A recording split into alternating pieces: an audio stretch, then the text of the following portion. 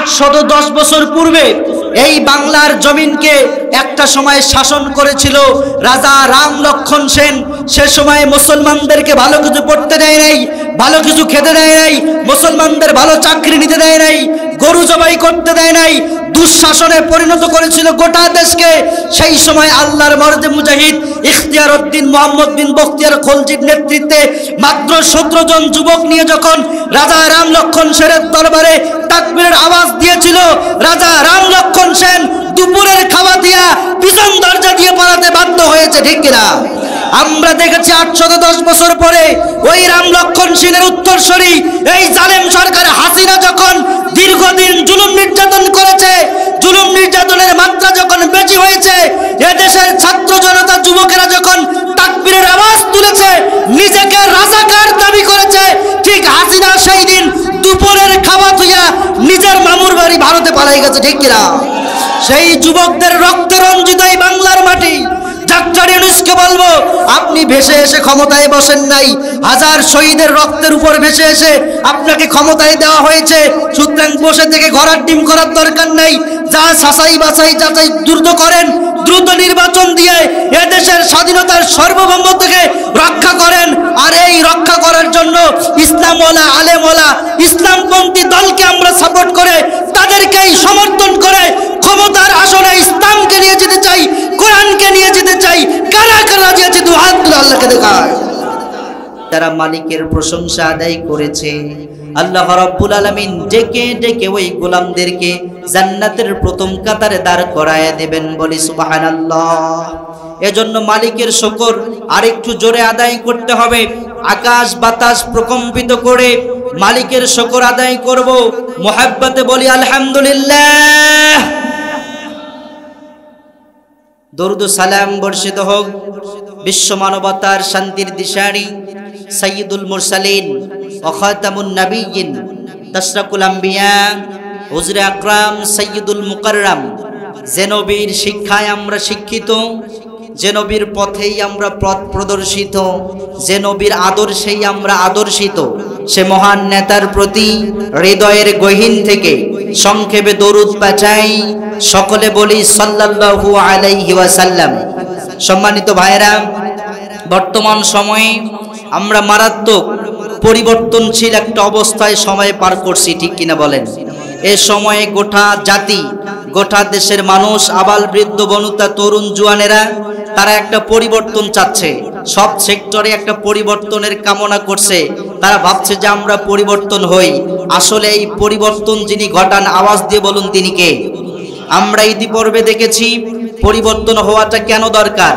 আমরা দেখে এসেছি বর্তমানে এই সময়ে মুসলিম এবং ইসলাম শুধু বাংলাদেশ নয়, গোটা পৃথিবীতে মারাত্মক এক করুণ সময় বর্তমান অতিবাহিত করছে। কথা বলুন ঠিক কিনা? এই সময়ে যদি আমরা দেখি বসনিয়া, চেচনিয়া, হার্জেগোভিনা, ইলস্তাইন, Iran, Iraq, Afghanistan, Kashmir, Bulgaria, Somalia, Hungary, Nigeria, South Africa, Libya, Nepal, Myanmar, তুরস্ক, মিশর, রোহিঙ্গা সহ গোটা দুনিয়ার প্রায় 50টি দেশের মুসলমানগুলো ওই ইসরায়েল নামক আমেরিকার হাতে নির্যাতিত, নিপীড়িত, নিষ্পেষিত, নিগৃহীত, অপমানিত, বঞ্চিত, পদদলিত, লাঞ্ছিত হয়ে মানবতার জীবনযাপন করছে। কথা বলুন ঠিক কিনা? আজকের দুনিয়ার মানুষগুলোকে মেরে ফেলবার জন্য পারমাণবিক, রাসায়নিক, মারাত্মক মারাত্মক ভারী ভারী গোলা বারুদ, মিলিয়ন বিলিয়ন অর্থ বরাদ্দ দেয়া হচ্ছে। দুঃখজনক সত্য হলো এর সিগিভাগ অর্থও যদি মানবতার কল্যাণে বরাদ্দ দেওয়া হতো তাহলে গোটা দুনিয়াটাই যেন জান্নাতের টুকরায় পরিণত হতো। আওয়াজ দিয়ে বলুন কথা ঠিক কিনা? দুঃখজনক সত্য, মানুষ মারার অস্ত্র আবিষ্কার হচ্ছে ঠিকই, কিন্তু বেঁচে যাওয়ার জন্য কোরআন থেকে মানুষ দূরে সরে যাচ্ছে। তবে আমরা দেখেছি, ইতিহাস থেকে আমরা শিক্ষা পেয়েছি, এই পৃথিবীতে যারাই কোরআন এবং ইসলামের বিরুদ্ধে অবস্থান নিয়েছে, আল্লাহর বিরুদ্ধে বিদ্রোহ ঘোষণা করেছে। আমরা দেখেছি নমরুদ পৃথিবীতে রবের বিরুদ্ধে বিদ্রোহ ঘোষণা করেছিল। ইসলাম কোরআনের বিরুদ্ধে, সেই সময় শরীয়তের বিরুদ্ধে অবস্থান করার কারণে নমরুদ পৃথিবীতে টিকতে পারে নাই। আল্লাহ রাব্বুল আলামিন ল্যাংড়া মশা দিয়ে তাকে মারিয়েছে, ঠিক কিনা বলেন? এরপরে আমরা দেখেছি ফেরাউন পৃথিবীতে দাম্ভিকতা করেছিল, ফেরাউন টিকতে পারে নাই। যুগে যুগে যারাই এই পৃথিবীতে দাম্ভিকতা করেছে, বহত্ব মহত্ব প্রকাশ করেছে, রবের বিরুদ্ধে বিদ্রোহ ঘোষণা করেছে, আল্লাহ কাউকে ছাড় দেন নাই। এই বিষয়গুলো জাতিকে বোঝাবার জন্য এখন আর আমাদের বাইরের দেশে কোনো উদাহরণে যেতে হয় না, অতীতের কোনো ইতিহাস টানতে হয় না। এই একবিংশ শতাব্দীতে এদেশের ছাত্র সমাজ দেখিয়ে দিয়েছে বিগত 16 বছরে যারা মুসলমানদের হক নষ্ট করেছিল, জুলুম করেছিল, নির্যাতন করেছিল, বিনা দোষে মানুষকে অন্যায়ভাবে অত্যাচার করেছিল, জেলখানায় বন্দী করেছিল, ফাঁসির কাস্টডিতে ঝুলিয়েছিল, এদেশের ছাত্র সমাজ দেখিয়ে দিয়েছে কিভাবে সেই জালিম সরকারকে বিতাড়িত করে দেশ থেকে পালিয়ে যেতে হয়। ঠিক কিনা বলেন? আমাদের দেশের তরুণ ছাত্র সমাজেরা এই জালিম সরকারকে দেশ থেকে তাড়িয়ে আমাদের চোখে আঙ্গুল দিয়ে দেখাই দিল, ভবিষ্যতে যদি কেউ বাংলার জমিনে এই দাম্ভিকতা প্রকাশ করে, বাংলার জমিনে এই দাম্ভিকতা দেখায়, জুলুম নির্যাতনের মাত্রাটা বাড়িয়ে দেয়, তাহলে এদেশের তাওহীদি জনতা হাসিনাকে বাংলাদেশ থেকে পালানোর সুযোগ দিয়েছে। ভবিষ্যতে যদি কেউ এই দাম্ভিকতা প্রকাশ করে, বাংলাদেশ থেকে পালাতে পারবে না। এদেশের ছাত্র জনতার হাতে, তাওহীদি মুসলমানদের হাতে তাকে হত্যা হতে হবে। ঠিক কিনা? কোরআন ইসলামের বিরুদ্ধে অবস্থান করে সে যেই হোক না কেন, নতুন কোন জালিম যদি মাথা চাড়া দেওয়ার চেষ্টা করে, এদেশের তাওহীদি জনতা সকল শক্তিকে একত্রিত করে আল্লাহর জমিনে এই জালিমকে বিতাড়িত করে আল্লাহর কোরআন বিনির্মাণে প্রতিষ্ঠিত রাখবে। কারা কারা রাজি আছে? দুই হাত তুলে আল্লাহকে দেখায়। লিল্লাহি তাকবীর, লিল্লাহি তাকবীর। হাত নামাই সকলেই। আমার যুবক ভাইদের আওয়াজ শুনে মনে হচ্ছে যে এদের এই জমানায় মনে হয় বিবাহ হবে না। ঠিক কিনা বলেন? যুবকদের যদি এই আওয়াজ হয়, ইসলামের বিপ্লব আসা সম্ভব? আসতে বলেন কেন সম্ভব? যুবকদের আওয়াজ তো কণ্ঠকঠিন্য থাকবে, তাদের আওয়াজ তো উদার থাকবে, এই আওয়াজ তো মানা যায় না। মনে রাখতে হবে ইসলামের প্রথম স্লোগান তাকবীর যিনি দিয়েছিলেন হযরতে উমরে ফারুক রাদিয়াল্লাহু তাআলা আনহু। একবারে যুবক মানুষ ইসলাম গ্রহণ করার পরেই তিনি যখন রাসূলের কাছে গিয়ে বললেন, ইয়া রাসূলুল্লাহ, আপনি বলুন তো কোরআন কি সত্য? রাসূল বললেন অবশ্যই সত্য। আল্লাহ কি সত্য? রাসূল বললেন অবশ্যই সত্য। তাহলে তিনি বললেন আমি একটা স্লোগান দিতে চাই। আল্লাহ রাসূল নিষেধ করলেন। উমর রাদিয়াল্লাহু তাআলা আর রাসূলকে বললেন না। তিনি কিছুক্ষণ পরেই কয়েকজন সাহাবী ছিল, মাত্র 11 জন, তাদেরকে বললেন তোমরা বাইরে হয়ে যাও মাঠে। একদিকে 6 জন, আরেকদিকে 5 জন, মাঝখানে তিনি দাঁড়িয়ে একটা তাকবীর দিয়েছিলেন। সেই তাকবীরে আকাশ বাতাস মুখরিত হয়ে আবু জাহেলের হৃদয়ে কম্পন তৈরি হয়েছে। ঠিক কিনা বলেন? সেই উমরের উত্তরসূরি যুবকরা আজকেও যদি তাকবীরের আওয়াজ তোলে, দুনিয়ার সকল বাতিলরা তাদের গর্তে লুকাতে বাধ্য হবে। ঠিক কিনা? এজন্য যুবকদের অগ্রভূমিকা পালন করতে হবে। যুবকেরা জাগলেই তাদেরকে দাবায় রাখার মতো আর কেউ থাকবে না। আওয়াজ দিয়ে বলুন ঠিক কিনা? এজন্য সেই সমস্ত যুবকদেরকে আরেকটা তাকবীর দিতে হবে। করুন সকলে বলি আমিন। আমার আব্দুল্লাহ আল মামুন ভাই এসে যদি এই আওয়াজ পান, আমি জানি না তিনি কোন দিকে আলোচনা নিয়ে যাবেন। আপনাদেরকে একটু আওয়াজ দিতে হবে। আওয়াজ দেন। মনে রাখবেন এই যে পরিবর্তন যে ঘটে, এই পরিবর্তনটা যিনি ঘটান তিনি কে? পরিবর্তন যে হবে, জালিমের পতন যে হবে, মোমেনদের বিজয় আসবে, এই কথাটা পূর্ব থেকে যিনি ঘোষণা দিয়েছেন তিনি কে? আজকে আমার আলোচনার সাবজেক্ট হলো এটা। অনেকেই বলেন হুজুর, যদি জালিমের পতন হওয়ারই ছিল তাহলে এটা আরো আগে হলো না কেন? এটা দেরিতে হলো কেন? কেন আমরা এতদিন মার খেলাম, জুলুম নির্যাতনের শিকার হলাম? এই বিজয়টা তো আল্লাহ আগেও দিতে পারতেন, কেন এতদিন আমরা জুলুমের শিকার হলাম? এই প্রশ্ন অনেকের মধ্যে আছে না নাই?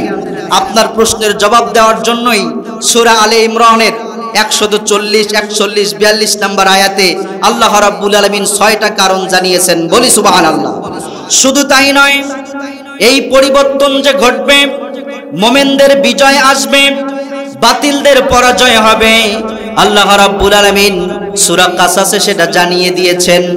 রব্বুল আলামিন জানান, ওয়া নুরিদু أن نمن على الذين استضعفوا في الأرض ونجعلهم أئمة ونجعلهم الوارثين। জোরে বলি আল্লাহু আকবার। রব্বুল আলামিন বলেন, আমি আল্লাহর সিদ্ধান্ত হলো এই পৃথিবীতে যারা নির্যাতিত হয়, যাদেরকে জুলুম করা হয়, যেই দলটাকে মাজলুম করে রাখা হয়, যাদেরকে কষ্ট দেওয়া হয়, দুর্বল করে রাখা হয়, রব্বুল আলামিন বলছেন ওয়া নুরিদু আলাল্লাযিনা ইসতুদঈফু ফিল আরদ, আমি আল্লাহ ওই নির্যাতিত দলটার উপরে নিয়ামত দান করব, করুণা দান করব।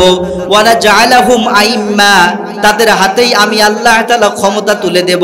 ওয়া নাজআলাহুমুল ওয়ারিসিন, ওই নির্যাতিত দলটাকেই আমি আল্লাহ রাব্বুল আলামিন ক্ষমতার উত্তরাধিকারী বানাই দেব। বলি সুবহানাল্লাহ, আরেকটু জোরে বলি সুবহানাল্লাহ। আজকে বাংলাদেশ সেদিকেই এগিয়ে যাচ্ছে। এমন বিস্ময়কর কিতাব আমরা পেয়েছি, আল্লাহ কোরআনে যা বলেছেন একটার পর একটা সেগুলোই পৃথিবীতে ঘটছে, ঠিক কিনা বলেন? বিশ্বনবী সাল্লাল্লাহু আলাইহি সাল্লাম এই কোরআনের ব্যাপারে বলেছেন লা তুহসা আযাইবুহু ওয়া লা তুবলা গরাইবুহু। কোরআনুল কারীম এমন একটা কিতাব, এর আশ্চর্যতা কোনোদিন শেষ হবে না। এর যতদিন যাবে কোরআনুল কারীমের আশ্চর্যায়তের মশাল এবং জ্ঞান বিজ্ঞানের কুল কিনারাহীন বিশাল সাম্রাজ্য। আমার আল্লাহ তাআলা বলেন ওয়ামান আসদাকা মিনাল্লাহি কিলা, দুনিয়াতে আর কে আছে যে আল্লাহর থেকেও সত্য কথা বলে? এরকম কেউ আছে নাকি? আমরা তো কত মানুষের কত কথা শুনি, 100টার মধ্যে 98টাই মিথ্যা কথা, আছে না নাই? আসতে বলেন কেন, আছে না নাই? আল্লাহর কথাই কি কোনো মিথ্যা আছে? রব্বুল আলামিন জানান ওয়া তাম্মাত কালিমাতু রাব্বিকা সিদকান ওয়া আদালা লা মুবাদ্দিলা লিকালিমাতিহি ওয়া হুয়াস সামিউল আলিম। রব্বুল আলামিন বলেন হে রাসূল ওয়া তাম্মাত কালিমাতু রাব্বিকা সিদকান ওয়া আদালা, যে কোরআনটা আমি আল্লাহ আপনাকে দিয়েছি, তিনটা বিষয় পরিপূর্ণ করে কোরআন আপনাকে দিলাম। এক নম্বরে কোরআনে যতগুলো কথা আমি দিয়েছি সবগুলো কথাই সত্য কথা। বলি সুবহানাল্লাহ। দুই নম্বরে রব্বুল আলামিন বলেন ওয়া আদালা, যতগুলো বিধান কোরআনে আমি আল্লাহ তাআলা দিয়েছি সবগুলো বিধান ইনসাফপূর্ণ, কারো উপরে জুলুম করি নাই। আমার গোলামেরা যেন পালন করতে পারে, মানতে পারে, এরকম ইনসাফ ভিত্তিক বিধানগুলোই আমি কোরআনে দিলাম। বিশ্বনবী 3 নম্বরে বলেন লা মুবাদ্দিলা লিকালিমাতিহি ওয়া হুয়াস সামিউল আলিম। রব্বুল আলামিন বলে হে রাসূল লা মুবাদ্দিলা লিকালিমা, কিয়ামত পর্যন্ত কোনো বদল আসবে না, কোনো পরিবর্তন হবে না, নতুন করে কোনো ওহী নাজিল হবে না, নতুন করে কোনো রাসূল নবী পৃথিবীতে আসবে না। লা মুবাদ্দিলা লিকালিমা, আমি আল্লাহ তাআলা অপরিবর্তিত রেখে দিয়েছি কিয়ামত পর্যন্ত। বিজ্ঞান যত নতুন তথ্য বের করবে, কোরআনুল কারীম তত নতুন করে মানুষকে গবেষণায় তথ্য দেবে। বলি সুবহানাল্লাহ, আরেকটু জোরে বলি সুবহানাল্লাহ। সেই বিস্ময়কর কিতাব আমরা পেয়েছি। এবার যদি আমরা কোরআনকে প্রশ্ন করি, ও কোরআন সত্য সহ ইনসাফপূর্ণ অপরিবর্তিত কিতাব, অপরিবর্তিত কথা কেন তোমাকে দেওয়া হলো? এর কারণ কি? এটা দিয়ে কি হবে?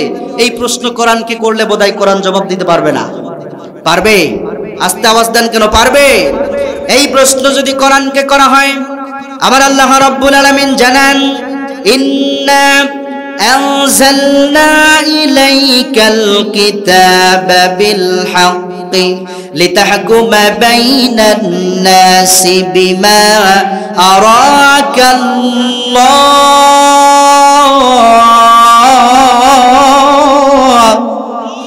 রব্বুল আলামিন বলে হে রাসূল, সত্য সহ ইনসাফপূর্ণ অপরিবর্তিত কিতাব আমি এই কারণেই দিলাম, লিতাহকুমা বাইনান নাস, কোরআন দিয়ে আপনি মানুষের জীবনের সার্বিক বিচারের কাজগুলোকে ফয়সালা করবেন, মানুষের সার্বিক জীবনে পুনর্বিন্যাস সাধন করে আল্লাহর সন্তুষ্ট অর্জন করবেন, বিচার ব্যবস্থার কাজগুলোকে কোরআন দিয়ে পরিচালিত করবেন। শুধু তাই নয়, তিবিয়ানাল লিকুল্লি শাই, রব্বুল আলামিন বলছেন একজন মানুষ তার ব্যক্তি জীবন, তার পারিবারিক জীবন, তার সামাজিক জীবন, তার অর্থনৈতিক জীবন, তার রাজনৈতিক জীবন করে সংসদ ভবন পর্যন্ত প্রত্যেকটা ক্ষেত্রেই, প্রত্যেকটা অঙ্গনেই সে কিভাবে পরিচালিত হবে, কিভাবে চলবে, তার সম্পূর্ণ কমপ্লিট কোড অফ লাইফ, পূর্ণাঙ্গ একটা জীবন ব্যবস্থা করে আল্লাহ রাব্বুল আলামিন কোরআনকে দিলেন। বলি সুবহানাল্লাহ, আরেকটু জোরে বলি সুবহানাল্লাহ। লিতাহকুমা বাইনান নাস, অসংখ্য আয়াতে এরকম কথা আল্লাহ তাআলা বলেছেন। লিতাহকুমা বাইনান নাস, কোরআনুল কারীম পৃথিবীতে এসেছে ন্যায় বিচার, ইনসাফ বিচার প্রতিষ্ঠিত করার জন্য। বলি না সুবহানাল্লাহ। আজকে কোরআনুল কারীমের বিধানগুলো যদি প্রতিষ্ঠিত থাকতো, আহা আপনারা আওয়াজ দিয়ে বলুন তো, একজন মানুষ যদি চুরি করে তার কি বিচার হবে সেটা কোরআনের মধ্যে আছে না নাই? একজন মানুষ যদি অন্যায়ভাবে কোনো মানুষকে হত্যা করে তার বিচারটা কি হবে সেটা কোরআনে আছে না নাই? একজন মানুষ যদি জিনাবি বিচার করে, ধর্ষণ করে কোনো মেয়েকে মহিলাকে, তার শাস্তিটাও কোরআনে আছে না নাই? একটা চোরকে ধরে প্রকাশ্যে দিবালোকে তার হাতটা যদি কেটে দেওয়া হতো, আর সেই ভিডিও যদি টেকনাফ থেকে তেতুলিয়া, রূপসা থেকে বাথরিয়া, সুন্দরবন থেকে বান্দরবান, বাঙালির প্রত্যেকটা চোখের ভিতরে মোবাইল ইন্টারনেটের মাধ্যমে যদি এই দৃশ্য দেখানো যেত, তাহলে এদেশের জনগণগুলো অন্যের জিনিস চুরি করা তো দূরের কথা, না বলে তাকানোর সাহস পেত না, ঠিক কিনা বলেন? কিন্তু কোরআনের এই বিধানটা প্রতিষ্ঠিত না থাকার কারণে আজও পর্যন্ত মসজিদের জুতা চুরিও বন্ধ হয় নাই। আওয়াজ দিয়ে বলুন ঠিক কিনা, আরো জোরে বলেন ঠিক কিনা। একটা বিধান যদি প্রতিষ্ঠিত হতো সব বন্ধ হয়ে যেত। আজকে কোরআনের বিধান প্রতিষ্ঠিত নাই, আর আমরা মনে করি আমাদের সমাজের চোর আমরা কাদেরকে ভাবি? আমরা মনে করি একজন গরিব মানুষ পেটের বুকে চুরি করেছে, এক মন ধান, একটা ছাগল অথবা একটা মুরগি চুরি করেছে, সে ধরা খেয়েছে, আমরা তাকে মারতে মারতে থানায় দেই, থানা আবার তাকে চালান দেয়, কোর্টে দেয়, তার আবার জেল হয়, ঠিক কিনা বলেন? অথচ কলমের খোসায় লক্ষ লক্ষ কোটি কোটি টাকা যারা দুর্নীতি করেছে, এদেশের সম্পদ যারা পাচার করে বেগম পাড়ায় বাড়ি বানিয়েছে, সেই সমস্ত বড় চোরেরা বাংলাদেশের চোর হয় না, তারা হয় অফিসার, তা না হয় নেতা, ঠিক কিনা বলেন? আর আওয়াজ দেন ঠিক কিনা। আমাদের দাবি হলো কোরআনুল কারীম দিয়ে চোরের বিচারটা কায়েম করে এদেশের রাষ্ট্রীয় সম্পদ যারা নষ্ট করেছে, জনগণের হককে যারা নষ্ট করেছে, এই চোরদেরকে বিদেশে চুপ করে থাকতে দেওয়া যাবে না। চোরের অপরাধীদেরকে ফিরে এনে প্রকাশ্যে এদের হাতগুলোকে কেটে দিতে হবে। এই মতবাদের পক্ষে রাজি আছেন কারা কারা? দু হাত তুলে আল্লাহকে দেখায়।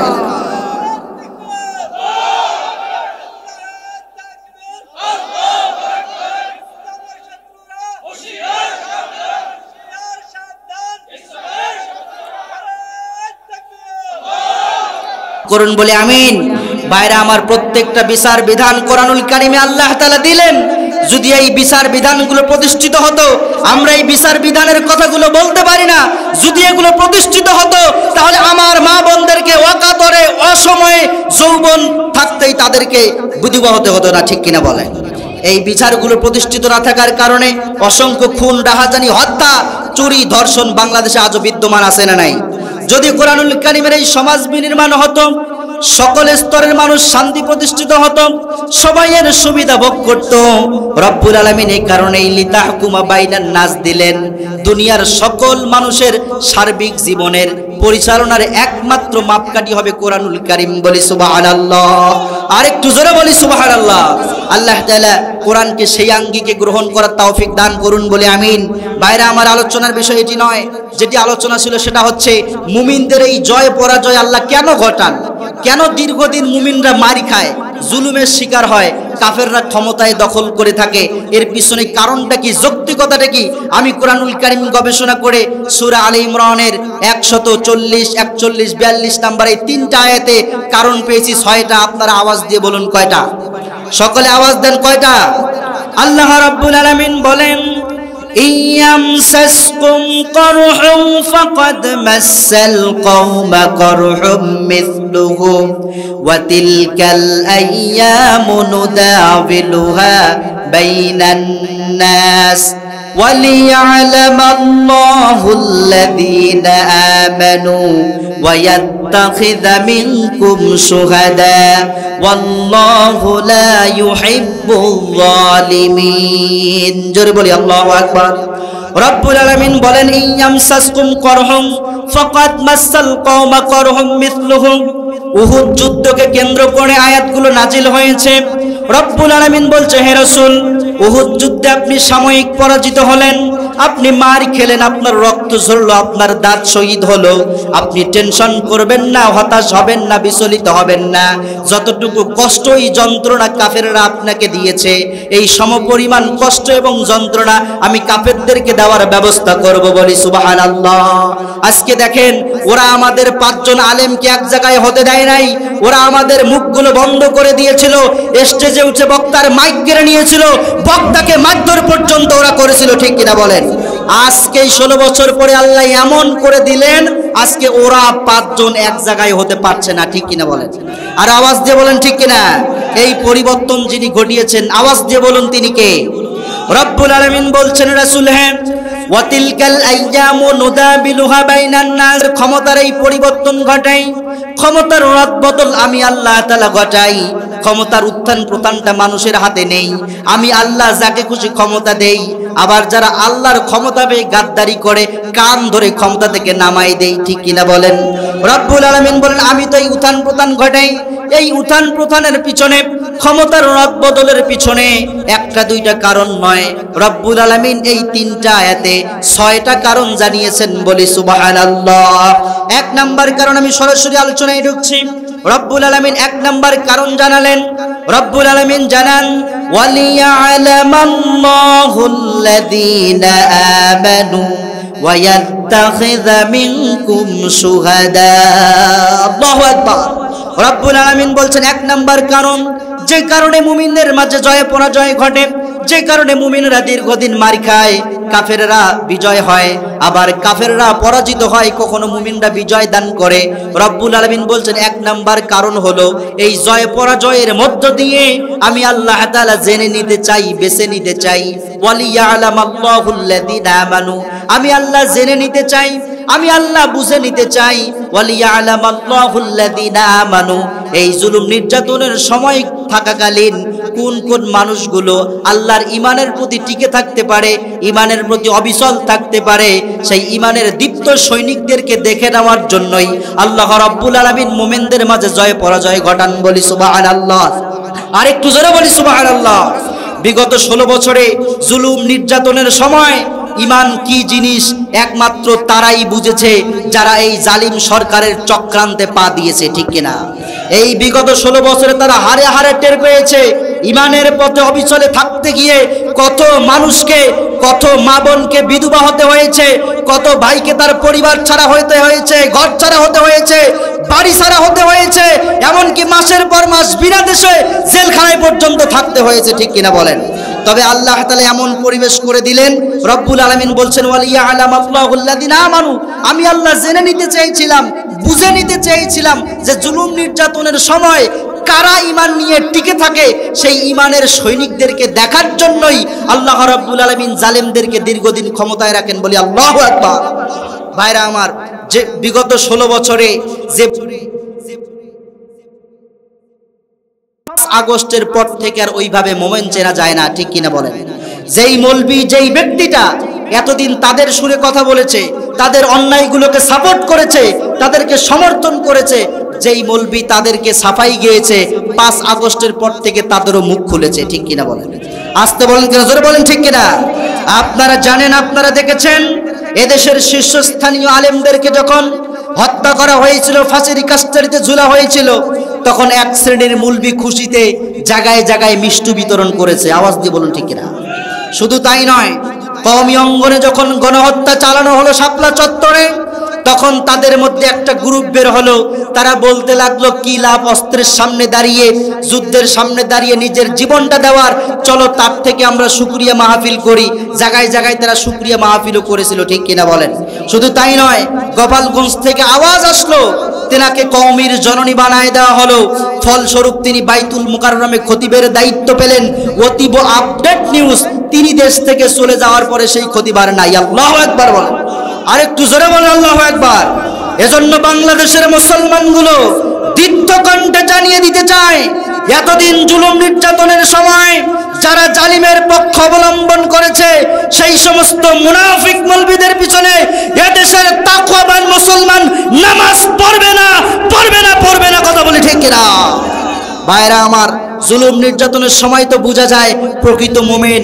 মক্কা বিজয়ের আগে এবং মক্কা বিজয়ের পরে, হিজরতের আগের ইমানদার আর হিজরতের পরের ইমানদারের মধ্যে তফাৎ আছে না নাই? আসতে বলেন কেন, আছে না নাই? রব্বুল আলামিন বলছেন এজন্যই তো আমি আল্লাহ পরীক্ষার ব্যবস্থা করি, আমি আল্লাহ ইমানদারদেরকে বাছাই করে নেই। আপনারা আওয়াজ দিয়ে বলুন তো, পরীক্ষার দরকার আছে না নাই? আরেকটা আওয়াজ দিয়ে বলুন, আছে না নাই? রব্বুল আলামিন বলেন আহাসিবান নাসু আন ইউতরাকু আন ইয়াকুলু আমান্না ওয়া হুম লা ইফতানুন। জোরে বলি আল্লাহু আকবার।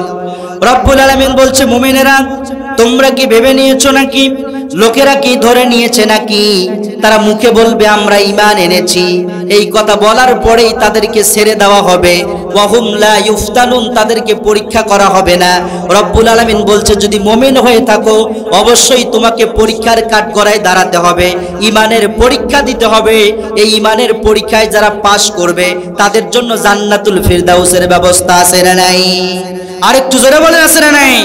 এজন্য এই পরীক্ষা দিতে হবে, পরীক্ষার জন্য নিজেকে তৈরি রাখতে হবে। রব্বুল আলামিন বলছেন, ওয়ালি ইয়ালামাল্লাহুল্লাযীনা আমানু, আমি আল্লাহ তাআলা তো ঈমানদারদেরকেই বাছাই করে নেওয়ার জন্যই বিগত 16 বছর জালেমদেরকে ক্ষমতায় রেখেছি। বলবো ওরে সর্বনাশ, আমাদের বাচ্চাদেরকে যখন বলা হলো তোমরা পরীক্ষা দিচ্ছ, পরীক্ষা স্কুলে কি পরীক্ষা হচ্ছে, বাচ্চারা বলছে আমাদেরকে বলা হলো তোমরা অঙ্কন করো। কি অঙ্কন করো? কারো বাবার ছবি অঙ্কন করো, কারো মায়ের ছবি অঙ্কন করো। স্টুডেন্টরা বলতো, হুজুর শুধু স্কুলের ভিতরে চতুর্দিকে শুধু বাবা আর বাবা। আমি বলতাম স্কুলের চতুর্দিকে শুধু বাবা আর বাবা নয়, বাবা দিয়ে গোটা দেশটা ভরে গেছে, গোটা দেশটাকে বাবায় ভরে রেখেছে। টেকনাফ থেকে তেতুলিয়া, রূপসা থেকে বাতরিয়া, এমন কোন রাস্তার মোড় নাই, এমন কোন পার্ক নাই, এমন কোন কলেজ ভার্সিটির ক্যাম্পাস নাই যেখানে বাবার মূর্তি নির্মাণ করে গোটা জাতিকে শিরকে লিপ্ত করা হয় নাই। ঠিক কিনা বলেন? ভাইরা আমার, আপনারা আওয়াজ দিয়ে বলুন তো, মূর্তি নির্মাণ করা শিরিক, এতে কোনো সন্দেহ আছে নাকি? আসতে বলেন কেন, আছে নাকি? আপনার জীবনের সমস্ত গুনাহকে আল্লাহ রাব্বুল আলামিন মাফ করে দেবেন, কিন্তু একটা গুনাহ কখনোই মাফ করবে না। রব্বুল আলামিন নিজেই বলছেন, ইন্নাল্লাহা লা ইয়াগফিরু আন ইউশরাকা বিহি ওয়া ইয়াগফিরু মা দুনা যালিকা লিমান ইয়াশা। আল্লাহু আকবার। রব্বুল আলামিন বলছে, আমি আল্লাহ নিশ্চয় বান্দার সমস্ত গুনাহকে মাফ করে দেব, শুধু একটা গুনাহ কখনোই মাফ করব না, সেটা হচ্ছে শিরকের গুনাহ। কেননা ইন্নাশ শিরকা লাযুলমুন আযীম, শিরক হচ্ছে সবথেকে বড় যুলম। যে ব্যক্তি শিরক করবে সে সবথেকে যুলম করবে। রব্বুল আলামিন বলছেন, লা তুশরিক বিল্লাহ, খবরদার আল্লাহর সঙ্গে কাউকে শিরক করবে না। যদি কেউ আল্লাহর সঙ্গে কাউকে শিরক করে, ফাকাদ হারামাল্লাহুল জান্নাহ, তার জন্য আল্লাহর জান্নাত হারাম হয়ে যাবে। বলি নাউযুবিল্লাহ। আরেকটু জোরে বলি নাউযুবিল্লাহ। এজন্য মুসলমানদের কাজ হলো কোন মূর্তিকে গড়া নয়, মুসলমানদের কাজ হলো মূর্তিকে ভেঙে ধূলিসাৎ করে শিরক মুক্ত সমাজ ব্যবস্থা করা। ঠিক কিনা বলেন? সকল নবীদের কাজ ছিল মূর্তির বিরুদ্ধে, মূর্তি ভাঙা। এজন্য মুসলমানদের ইমানি দায়িত্ব হলো আর কোন মূর্তি যেন কেউ বাংলার জমিনে তৈরি করতে না পারে। এখনো পর্যন্ত যদি কোথাও মূর্তি থাকে সেই মূর্তিগুলো ভেঙে দিতে হবে, সেটা যারই মূর্তি হোক না কেন। কোন মূর্তি রেখে এ দেশকে জাতীয়ভাবে শিরক, এজন্য শিরকের বিরুদ্ধে লড়তে হবে। শুধু তাই নয়, রাসূলের আরেকটা হাদিস, আপনারা বলেন তো, কোন ঘরের মধ্যে যদি মানুষের ছবি থাকে সেই ঘরের ভিতরে রহমত থাকে না পালায়? আওয়াজ দেন, থাকে না পালায়? হুজুরের স্পষ্ট হাদিস আছে না নাই? রাসূলের হাদিস, যে ঘরের ভিতরে মানুষের ছবি এবং কুকুরের ছবি থাকবে সেই ঘরের ভিতরে আল্লাহর রহমত ঢুকে না। নাউজুবিল্লাহ বলেন। আমরা বিগত 16 বছরে দেখেছি এদেশের প্রত্যেকটা অফিস আদালতে, প্রত্যেকটা সরকারি কার্যালয়গুলোতে একজন পুরুষ এবং আরেকজন মহিলার ছবি দিয়া গোটা জাতিকে রহমত বরকত শূন্য করেছে। যারা আল্লাহ রাব্বুল আলামিন দেশ থেকে বিতাড়িত করেছে তাদেরকে। ঠিক কিনা বলেন? গোটা জাতিকে রহমত বরকত শূন্য করা হয়েছে ছবির মধ্য দিয়ে, টাকার মধ্যে ছবি দিয়ে, আমাদের পকেটে সেই মূর্তির সেই ছবি ঢুকাই দিয়ে ব্যক্তিকে পর্যন্ত রহমত শূন্য করা হয়েছে। ঠিক কিনা বলেন? আজকে আওয়াজ দিয়ে বলুন, যখন এই ছাত্র সমাজ জেগে গেল, এখন কি আর জায়গায় জায়গায় মূর্তি দেখা যায় নাকি? আসতে বলেন, কেন দেখা যায় নাকি? এই মূর্তিগুলো যিনি ভেঙে দিয়েছেন, পরিকল্পনা কার? আওয়াজ দিয়ে বলুন, কার? আর আমাদের কিছু আবেগী মুসলমান আছে, ওর চোখের সামনে যখন টাটকা মানুষকে খুন করা হয়, চোখের সামনে যখন গুলি করে ছাত্রদের বুককে ঝাঁঝরা করা হয়, তখন তার চোখে পানি নাই। মূর্তি ভাঙার পরে সেই মূর্তির কাছে গিয়ে হাউমাউ করে কাঁদে। ঠিক কিনা বলেন? এরকম মুনাফিক মুসলমান আছে না নাই? আসতে বলেন, কেন আছে না নাই? আল্লাহ রাব্বুল আলামিন বলছে, গোলামেরা শোনো, এতদিন তোমাদের দেশটাতে মূর্তি দিয়ে ভরপুর ছিল, তোমরা সান বাড়াতে হবে, তোমরা আল্লাহর রহমত খুঁজে পাও নাই, তোমাদেরকে শিরকে লিপ্ত করা হয়েছে, রহমত তোমরা পাও নাই। তোমাদের অফিস আদালতগুলোতে ছবি ঢুকাই দিয়ে রহমত দূর করা হয়েছে, তোমরা রহমত পাও নাই। এখন তো আর অফিসগুলোতে ছবি দেখা যায় না, এখন তো আর জায়গায় জায়গায় মূর্তি দেখা যায় না। তাহলে কি এখন তোমরা রহমত পাবে, বরকত পাবে? রহমত বরকত যদি আমরা এখন পেতে চাই, আমার আল্লাহ রাব্বুল আলামিন সুন্দর একটা পরামর্শ দিলেন। কি করলে বিগত 16 বছরের যে রহমত বরকত আমরা পাই নাই, সেই রহমত বরকত আমরা কি করলে পাবো? আবার আল্লাহ রাব্বুল আলামিন পরামর্শ দিলেন, ওয়ালাউ আন্না আহলাল কুরা আমানু ওয়াত্তাকাউ লাফাতাহনা আলাইহিম বারাকাতিম মিনাস সামাই ওয়াল আরদ। বলি আল্লাহু আকবার।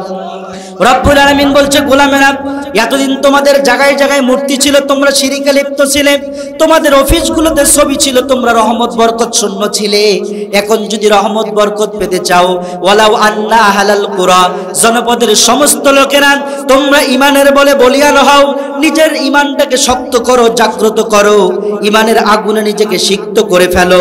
যদি নিজের ইমানটাকে মজবুত করতে পারো, আমানু ওয়াত্তাকাউ, এরপরে যদি তাকওয়ার সমাজ বিনির্মাণ করতে পারো, যেই সমস্ত লোকেরা তাকওয়াবান, যারা তাকওয়ার ভিত্তিতে সমাজ বিনির্মাণ করতে চায়, সেই সমস্ত লোকদেরকে যদি তোমরা নির্বাচিত করে তাকওয়ার সমাজ বিনির্মাণ করতে পারো, রব্বুল আলামিন বলছেন, লাফাতাহনা আলাইহিম বারাকাতিম মিনাস সামাই ওয়াল আরদ, আসমান এবং জমিনের সকল রহমত এবং বরকতের দরজা তোমাদের জন্য খুলে দেব। বলি সুবহানাল্লাহ। আরেকটু জোরে বলি সুবহানাল্লাহ। এজন্য বিগত 16 বছরে সকল রহমত বরকত শূন্য হওয়া থেকে এই দেশকে রহমত ফিরাতে হলে, বরকত ফিরাতে হলে, তাকওয়ার সমাজ বিনির্মাণের জন্য যারা ইসলামী আন্দোলনে নিজের জীবনকে উৎসর্গ করে, জানমালকে উৎসর্গ করে আল্লাহর জমিনে তার দ্বীনকে বাস্তবায়ন করতে চায়, সেই সকল মর্দে মুজাহিদদের পক্ষে থেকে তাদের কর্মী হয়ে তাদের সাথে দ্বীনের কাজ করে তাকওয়ার সমাজ বিনির্মাণ করতে চাই। কারা কারা রাজি আছে? দুই হাত তুলে আল্লাহকে দেখায়। লিল্লাহে তাকবীর, লিল্লাহে তাকবীর। আল্লাহ তাআলা কবুল করুন বলে আমিন। বাইরে আমার, বিগত 16 বছরে এই রহমত বরকত দূর হয়ে গেছিল, আল্লাহ তাআলা সুযোগ করে দিয়েছেন, এই সময় তো রহমত ফিরাতে হবে, ঠিক কিনা? এজন্য রব্বুল আলামিন বলছে, গোলামেরা, এক নম্বরে যে কারণে মুমিনদের জয় পরাজয় আমি আল্লাহ ঘটাই, যে কারণে মুমিনদেরকে দীর্ঘদিন মারি খাওয়াই, এই জয় পরাজয়ের মধ্য দিয়ে আমি আল্লাহ তাআলা জেনে নিতে চাই, বেছে নিতে চাই কারা হচ্ছেন ইমানদার। 2 নম্বর রব্বুল আলামিন বলছেন, যে কারণে মুমিনদের জয় পরাজয় ঘটে, আল্লাহ রব্বুল আলামিন বলছেন, ওয়ায়াত্তাখিযা মিনকুম শুহাদা ওয়াল্লাহু লা ইউহিব্বুল যালিমিন। আল্লাহু আকবার। রব্বুল আলামিন বলছেন, ওয়ায়াত্তাখিযা মিনকুম শুহাদা, যারা আলেম ওলামা তারা বুঝে ফেলেছেন। রব্বুল আলামিন এখানে ওয়ালিয়া আলামা বলেন নাই, প্রথম আয়াতে বলছেন ওয়ালিয়া আলামা, দ্বিতীয় আয়াতে রব্বুল আলামিন বলছেন ওয়ায়াত্তাখিযা, তার মানে এখানে আল্লাহ আর জেনে নেবেন না, রব্বুল আলামিন আর জেনে নেবেন না। আল্লাহ তাআলা বলছেন ওয়ায়াত্তাখিযা, আমি আল্লাহ গ্রহণ করব, আমার কাছে টেনে নেব, আমি আল্লাহ আমার কাছে টেনে নিতে চাই, আমার কাছে গ্রহণ করতে চাই। অনেকগুলো ফুলের মধ্যে গোলাপ ফুল, যেগুলো যার ইমানটা আমি আল্লাহ কবুল করেছি, যার ইমানকে আমি আল্লাহ ভালোবেসেছি, সেই সমস্ত মজবুত ইমানের ব্যক্তিটাকে আমি আল্লাহ আমার কাছে টেনে নিতে চাই। তার মানে হলো আল্লাহ রাব্বুল আলামিন শহীদদেরকে তার কাছে টেনে নিতে চান, শহীদদেরকে তার কাছে টেনে নেওয়ার জন্যই রব্বুল আলামিন এই মুমিনদের জয় পরাজয়ের ব্যবস্থা করেছেন। বলি সুবহানাল্লাহ। আরেকটু জোরে বলি সুবহানাল্লাহ। আপনারা বলুন তো, আমাদের দেশে শহীদ আছে না নাই? আর একটু জোরে বলেন, আছে না নাই? কত শহীদ যে আমাদের দেশে আল্লাহ রেখেছেন, কত শহীদ যে আল্লাহ কবুল করেছেন, আপনি কল্পনা করতে পারবেন না। আমাদের দেশে অসংখ্য শহীদ রয়েছে। আমরা তো সাহাবাদেরকে শহীদ হতে দেখি নাই, আমরা তো আল্লাহর মর্দে মুজাহিদ সেই সময় রাসূলের সাহাবীদের কিভাবে হত্যা, তারা শহীদ হয়েছে আমরা দেখি নাই। কিন্তু এই 16 বছর জালিমের শাসন আমলে আল্লাহ তাআলা এই শহীদ দেখার ব্যবস্থা করেছেন, ঠিক কিনা বলেন? আল্লাহ রাসূল সাল্লাল্লাহু আলাইহি সাল্লাম ওয়াজ করলেন শহীদদের ব্যাপারে। তিনি বললেন, এই মুহূর্তে যদি কেউ যুদ্ধের ময়দানে গিয়ে তোমরা শহীদ হয়ে যাও, আল্লাহ তাআলা তোমাদেরকে জান্নাত দিয়ে দেবেন, জান্নাত পাইতে বিন্দুমাত্র দেরি হবে না। এই ঘটনাটা শুনলেন হযরতে আমর রাদিয়াল্লাহু তাআলা আনহু। তিনি খুব উঠতি বয়সের নতুন একজন সাহাবী। অনেকে বলছেন হয়তোবা ঈমান এনেছে নতুন কয়েকদিন হলো, কেউ ঈমান এনেছেন কিনা শিওর নন। তিনি যখন রাসূলের এই হাদিসটা শুনলেন যে যুদ্ধের ময়দানে গিয়ে শহীদ হলেই সাথে সাথে আল্লাহর জান্নাত পাওয়া যাবে, তিনি খেজুর খাচ্ছিলেন। এই কথা শোনার পরেই তিনি বাকবাক বাকবাক বলে খেজুরটা ফালাই দিলেন, যুদ্ধের ময়দানে গেলেন, শহীদ হলেন, শাহাদাত বরণ করে জান্নাতি মেহমান হয়ে গেলেন। বলি সুবহানাল্লাহ, আরেকটু জোরে বলি সুবহানাল্লাহ। এই দৃশ্য আমরা চোখে দেখি নাই, কিন্তু চোখে দেখার সুযোগ হলো যখন জুলাই মাস চলে আসলো, জালিম সরকারের বিরুদ্ধে যখন রক্তের প্রয়োজন হলো, তখন আমার বিভাগের গর্বিত সন্তান আবু সাঈদ তার নিজের বুকটাকে টান টান করে দিয়েছে। ঠিক কিনা বলেন? আওয়াজ দিয়ে বলুন ঠিক কিনা? আবু সাঈদ তার বুকটা টান টান করে দিয়ে বলছে, ও জালিমেরা, তোমরা আমাকে গুলি করো, তোমরা জানো না আমার গুলি করাটাই তোমাদের ক্ষমতার নরসরের টার্নিং পয়েন্ট হয়ে যাবে। আমাকে গুলি করে দেখো, এই বাংলার জনগণ তোমাদেরকে আর ক্ষমতায় রাখবে না। ঠিক কিনা বলে? এরপরে যখন আমার ছাত্র ভাই পানির বোতল হাতে নিয়ে মুগ্ধ যখন বলছিল তোমাদের পানি লাগবে, তোমাদের পানি লাগবে, পানি লাগবে, এই কথা মুগ্ধ যখন পানি বিতরণ করছিল, মুগ্ধ তখনও চিন্তা করে নাই মাত্র 15 মিনিট পরেই সে জান্নাতের পানি পান করবে। ঠিক কিনা বলেন? সেই আবু সাঈদের রক্ত বৃথা যেতে পারে না, সেই মুগ্ধের রক্ত বৃথা যেতে পারে না। নতুন কোন আবু সাঈদ আরো মুগ্ধর যদি জীবনের প্রয়োজন হয়, এদেশের লাখো আবু সাঈদ আবারও জীবন দেবে। নতুন কোন জালেমকে বাংলার জমিনে আর ক্ষমতায় আসতে দেওয়া হবে না, হবে না, হবে না। কথা বলি ঠিক কিনা? আজকে আমাদের দেশের পরিবেশকে অস্থিতিশীল করার জন্য ভারত থেকে যিনি কারিকুলাম মরাচ্ছেন, ইসকনকে হাতি করে হিন্দু মুসলিম সাম্প্রদায়িক দাঙ্গা সৃষ্টি করার পরিকল্পনা করছেন, মনে রাখবেন এই তাওহীদি জনতার রক্ত দেওয়া শিখেছে, জীবন দেওয়া শিখেছে। আর কোন চক্রান্ত দেখিয়া কোন ইসকনকে হাতিয়ার বানায়া এদেশের জনতাকে দেবানো যাবে না। আল্লাহর কোরআন বিজয় হবে, কেউ ঠেকাতে পারবে না। ঠিক কিনা বলেন? এজন্য যুবকদেরকে জাগ্রত হতে হবে।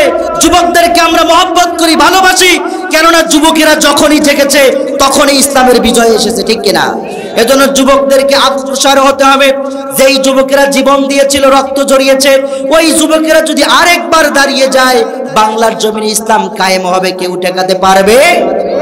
সাহস করে দাঁড়িয়ে সোটাই মুক্ত হয়েছে জামিন, সাহস করে দাঁড়ালে আর একবার কায়েম হয়ে যাবে দিন। ঠিক কিনা? তাই নয় নয় নয় আর কোনো ভয়, আনতে হবে দিনের বিজয়। নয় নয় নয় আর কোনো ভয়, আনতে হবে কোরআনের বিজয়। যারা ভেবেছিল ছাড়বে না আর ক্ষমতার ওই মাসনদ, দেখেছে তারা রবের পাকড়াও কি করে করে নাস্তানাবদ। যারা ভেবেছিল ছাড়বে না আর ক্ষমতার ওই মাসনদ, দেখেছে তারা রবের পাকড়াও কি করে করে নাস্তানাবদ। তাই নয় নয় নয় আর কোনো ভয়, আনতে হবে দিনের বিজয়। আলেমের সাথে যারা করেছে দুশ্মনী, করেছে বাড়াবাড়ি, দেশের বুকে তাদের হয়নি কো জায়গা, যেতে হলো মামার বাড়ি। আলেমের সাথে যারা করেছে দুশ্মনী, করেছে বাড়াবাড়ি, দেশের বুকে তাদের হয়নি কো জায়গা, যেতে হলো মামার বাড়ি। তাই নয় নয় নয় আর কোনো ভয়, আনতে হবে দিনের বিজয়। নয় নয় নয় আর কোনো ভয়, আনতে হবে কোরআনের বিজয়। পড়ি আমিন, আরেকটু জোরে পড়ি আমিন। এজন্য যুবকদেরকে লাইনে আসার দরকার আছে না নাই? আসতে বলেন কেন? আছে না নাই? কিন্তু আমার যুবকেরা আজকে লাইনে থাকতে চায় না, তারাই তো সব থেকে বেলাইনে যাওয়ার চেষ্টা করে, ঠিক কিনা বলেন? আজকে যুবকদের জন্য 4টা নসিহা ছিল আমার, 4টা নসিহা ছিল যুবকদের জন্য। 1 নাম্বার, যুবকেরা 5 ওয়াক্ত নামাজ পড়তে হবে। পারবো তো ইনশাল্লাহ? আর একটা আওয়াজ দেন, পারবো তো ইনশাল্লাহ? 5 ওয়াক্ত নামাজ ধরতে হবে। আমরা জানি অনেক যুবক অনেকভাবে অনেক খারাপ পাপাচারের সাথে লিপ্ত আছে, একদিনে সেগুলো থেকে ফিরে আসা সম্ভব নয়। আপনি যদি নামাজ পড়তে ধরেন, ইন্নাস সালাতা তানহা আনিল ফাহশাই ওয়াল মুনকার, সকল অশ্লীলতা থেকে যিনি আপনাকে হেফাজত রাখবেন, আওয়াজ দিয়ে বলুন তিনি কে? এজন্য যুবকেরা নামাজের দরকার আছে না নেই? 2 নাম্বার, যুবকদের জন্য নসিহা, সকল প্রকার হারাম রিলেশন বাদ দিতে হবে। আজকে যুবকেরা রিলেশনে পড়ে নিজের অস্তিত্বকে বিলীন করে দিয়েছে, রাত দিন একাকার করে দিয়েছে। কার পিছনে যেন সময় কাটায়, কার পিছনে যেন দৌড়ায়, কার সাথে কথা বলার জন্য রাত দিন একাকার করেছে। মেসেঞ্জারে, হোয়াটসঅ্যাপে, ইমুতে কার সাথে যেন কথা বলে, তার জন্য নিজের পরিবার পরিজন, কেরিয়ার, পড়াশোনা সবকিছু ধ্বংস করে দিয়েছে, ঠিক কিনা বলেন? যুবকদেরকে বলবো, যুবকেরা তুমি যার জন্য বেকুল হয়ে আছো, পাগল হয়ে আছো, একবার বিপদে পড়ে দেখো। তুমি যদি বিপদে পড়ো, পকেট খালি হয়, তোমার চোখের সামনে অন্যের হাত ধরে চলে যাবে, ঠিক কিনা বলেন? আওয়াজ দেন, ঠিক কিনা? এজন্য যুবকেরা সকল হারাম রিলেশনকে বাদ দিতে হবে, হালাল পন্থায় বিবাহ করতে হবে। যিনি বরকত দেবেন, আওয়াজ দিয়ে বলুন তিনি কে? আমি ব্যাখ্যায় যেতে পারছি না। 3 নাম্বার যেটা যুবকদের জন্য নসিহা, সেটা হলো সকল প্রকার নেশা মাদককে বাদ দিতে হবে, ঠিক কিনা বলেন? সকল নেশা মাদক বাদ দিতে হবে। আজকে যুবকেরা গাঞ্জা খাইতে খাইতে, ডাইল আর বাবা খাইতে খাইতে পাছায় গোস্ত নাই, আছে না? দেখে বোঝা যায় যে ওর পাছা শেষ, ওর ডাল খায়, গাঞ্জা খায়, স্পষ্ট বোঝা যায়, চেহারাতে ফুটে উঠেছে। এগুলোকে বন্ধ করতে হবে, বাদ দিতে হবে। আবার জুয়ার মতো একটা গজব আমাদের সমাজে আছে না নাই? আসতে বলেন কেন, আছে না নাই? এই জুয়ার তো এখন বিভিন্ন নাম এসেছে, ডিজিটাল পদ্ধতি এসেছে। এখন আর বাইরে গিয়ে প্রকাশ্যে জুয়া খেলার সিস্টেম নাই, এখন মোবাইলের মধ্যে জুয়া এসেছে। ক্যাসিনো, গ্লোরি, ব্যাঙ্গালোর, আছে না নাই? Mobile casino. যুবকেরা ধ্বংস হয়ে যাচ্ছে টাকার লোভে, অবৈধ লোভে। চিন্তা করছে 1 ক্লিকে যদি 2-3 লাখ পাওয়া যায়, তাহলে কি দরকার আছে কষ্ট করে উপার্জন করার? এজন্য প্রথম কিছু লোভ দিল, এই লোভ দিয়ে পরে অনেক যুবকের বাড়ি গাড়ি সব শেষ, আছে না নাই? আসতে বলেন কেন, আছে না নাই? এজন্য সকল পাপাচারগুলো, অশ্লীলতাগুলো, মদ, জুয়া, নেশা, মাদকগুলোকে বাদ দিতে হবে। 4 নাম্বার যুবকদের নসিহা যেটা, যুবকদেরকে একটা প্ল্যাটফর্মে আসতে হবে, একটা লাইনে আসতে হবে। এই লাইনে আসার জন্য আল্লাহর একটা নিয়ামত, শিবির নামক নিয়ামত, আছে না নাই? যুবকেরা প্রত্যেক দিন যদি কোরআন তেলাওয়াত করত, যুবকেরা যদি কোরআন তেলাওয়াত করত, হাদিস অধ্যয়ন করত, ইসলামী সাহিত্য পড়ত, 5 ওয়াক্ত সালাত জামাতে আদায় করত, আত্মীয় স্বজনের খোঁজ খবর নিত, নিজের পড়াশোনাটা যদি কন্টিনিউ করত, তাদের চরিত্রগুলো যিনি জান্নাতের চরিত্র বানাই দিতেন, তিনি কে? এজন্য যুবকদেরকে ফিরে আসতে হবে। যুবকরাই পারে জাতিকে কনভার্ট করতে, যুবকরাই পারে পরিবর্তন আনাতে। যুবকেরা যদি জাগিয়ে যায়, যুবকেরা যদি শক্ত ভূমিকা পালন করে, আল্লাহর জমিনে তার দিন কায়েম হবে, কেউ ঠেকাতে পারবে? এদিকে মা বোনদেরকেও অনেক অগ্রসর ভূমিকা পালন করতে হয়। মহিলাদের ব্যাপারেও কিছু আলোচনা ছিল, বেশ কিছু কথা ছিল মহিলা মা বোনদের ব্যাপারে। সময় সংকীর্ণতার কারণে বলতে পারছি না। আমার মা বোনদের আমি অনেকগুলো গুণ দেখেছি। মা বোনদের বেশ কিছু ভালো গুণ রয়েছে, আবার কিছু খারাপ গুণ রয়েছে, এত বদ গুণ রয়েছে, যেই খারাপ গুণগুলোর কারণে আমার মা বোনদেরকে জাহান্নামে জ্বলতে হবে।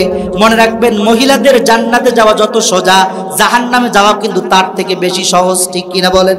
আমার মা বোনদের জন্য রাসূলের একটা হাদিস থেকে, ইহুদি নারীদের 7টা বদ আমল ছিল। কয়টা? 7টা বদ আমল ছিল ইহুদি মহিলাদের। এই 7টা বদ আমল যদি কোনো মহিলার সাথে মিলে যায়, তাহলে ওই মহিলার হাসর নাসর হবে ওই ইহুদি নারীদের সাথে। আমি আমার রাসূলের এই হাদিসটাকে অ্যানালাইসিস করে দেখেছি, এমন কোনো মা বোন নাই যার চরিত্রের মধ্যে এই 7টার যে কোনো একটা নাই। নাউজুবিল্লাহ বলেন। আমার মা বোনরা ধ্বংস হয়ে যাচ্ছে, এই 7টা আমি মিলিয়ে দেখেছি। সময় থাকলে আমি বলতাম, 2-1টা বলে আমি শেষ করি নাকি?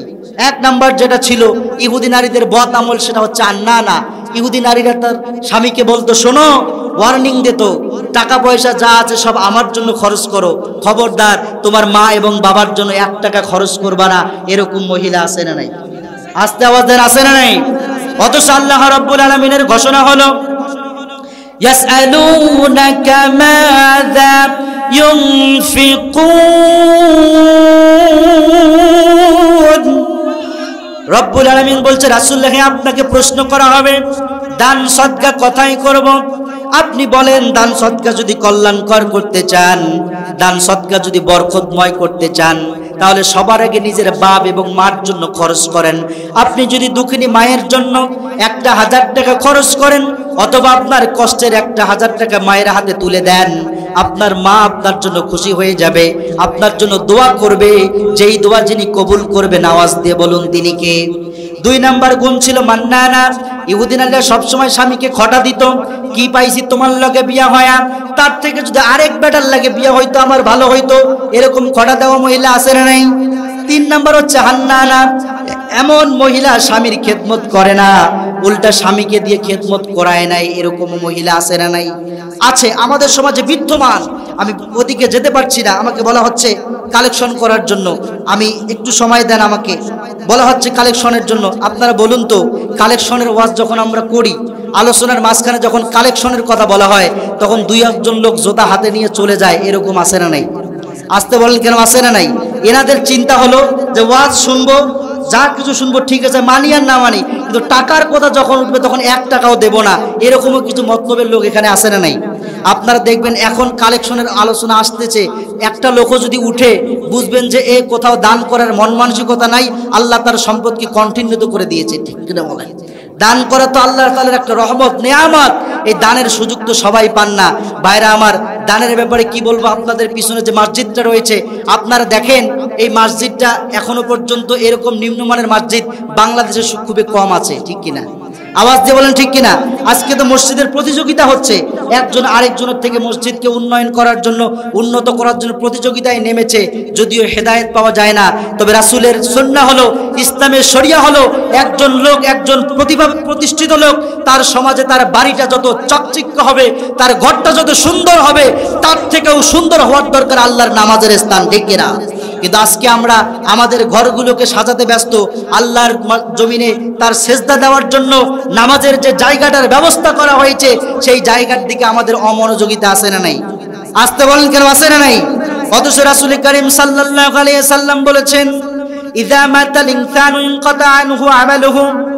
3 শ্রেণীর ব্যক্তির আমল, আল্লাহ রাব্বুল আলামিন বলছেন, একজন মানুষ যখন মারা যায় তার সকল আমলের দরজা বন্ধ হয়ে যায়, শুধুমাত্র 3টা আমল খোলা থাকে, ইল্লা মিন সদকায়ে জারিয়া। 1 নাম্বার হচ্ছে কোনো ব্যক্তি যদি সদকায়ে জারিয়া করে যেতে পারে, এমন কিছু সদকা, দান সদকা